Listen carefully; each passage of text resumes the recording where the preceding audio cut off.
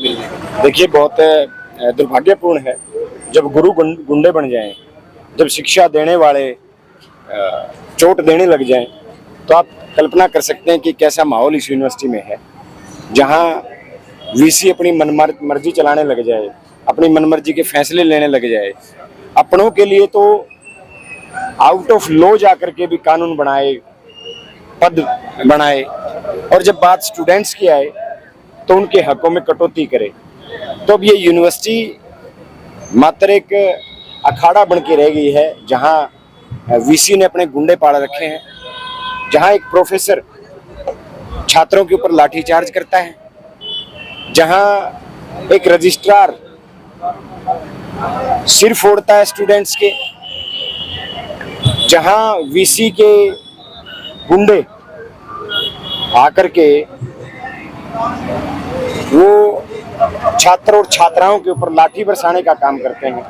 तो आप समझ सकते हैं कि अब ये विद्या का मंदिर नहीं, ये एक लंका हो चुकी है, जिसमें जो रावण रूपी वीसी जो हैं वो अपनी इस लंका को अपने मनमाने तरीके से चला करके इन छात्रों के भविष्य को अंधकार में डाल रहे हैं। जहां 11-11 टाके 9-9 टाके छात्र के आ रहे हैं, जहां उन छात्रों के सिर फोड़े जा रहे हैं, जहां रात के अंधेरे में पीसफुल प्रोटेस्ट ये छात्र कर रहे हैं, उनको उठाने के लिए उनके ऊपर लाठी चार्ज किया जा रहा है। तो ये बड़ा दुर्भाग्य है।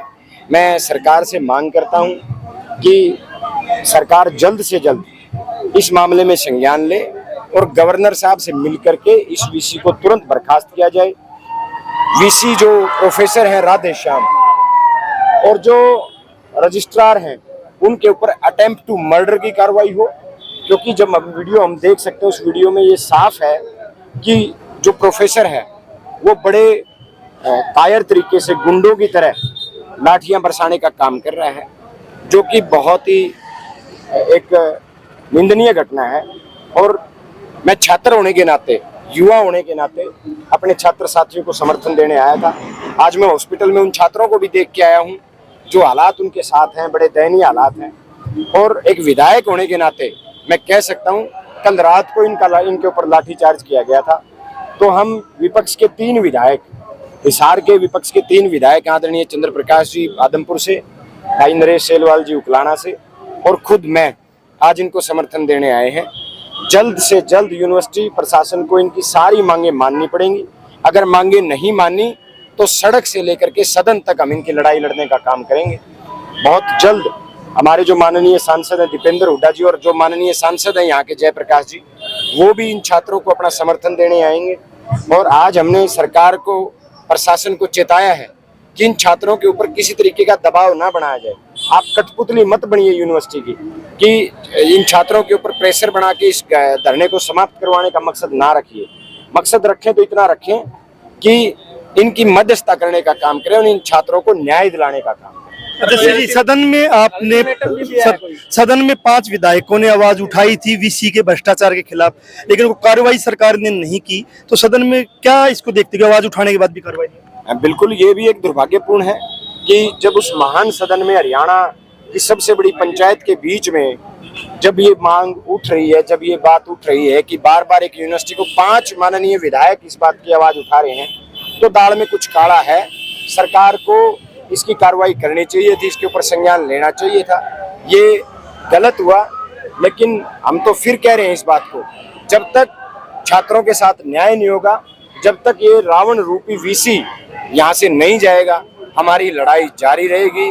चाहे लोकसभा की बात हो, चाहे विधानसभा की बात हो, हम इन छात्रों की आवाज को बड़ी मजबूती से उठाने का काम। जैसे आपकी पार्टी के कार्यकर्ता, पार्टी के नेता किस तरीके से मैदान में आएंगे इस आंदोलन का समर्थन करने के लिए?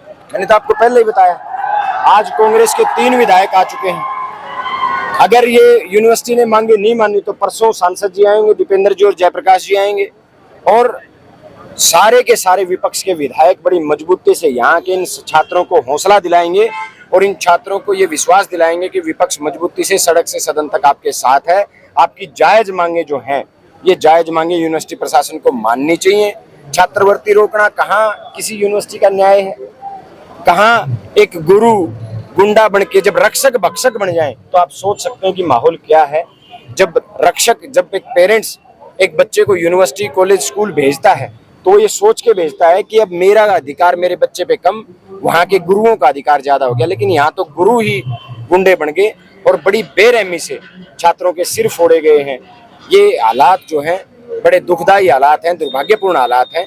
इन पे सरकार को जल्द से जल्द संज्ञान लेना पड़ेगा और विपक्ष मजबूती से इनकी आवाज उठाएगा और इनकी आवाज बढ़ने का काम भी करेगा। जी, आज अल्टीमेटम भी दिया है छात्रों ने प्रशासन को। आज एक मीटिंग प्रशासन के बीच, छात्रों के बीच, क्योंकि मैं अभी धरने पे बैठा था तो छात्र आए, कुछ उन्होंने बताया है कि हमें ये अल्टीमेटम दिया गया है कि कार्रवाई प्रशासन करेगा जिसमें ना यूनिवर्सिटी का कोई होगा रिप्रेजेंटेटिव, ना कोई छात्रों की तरफ से होगा।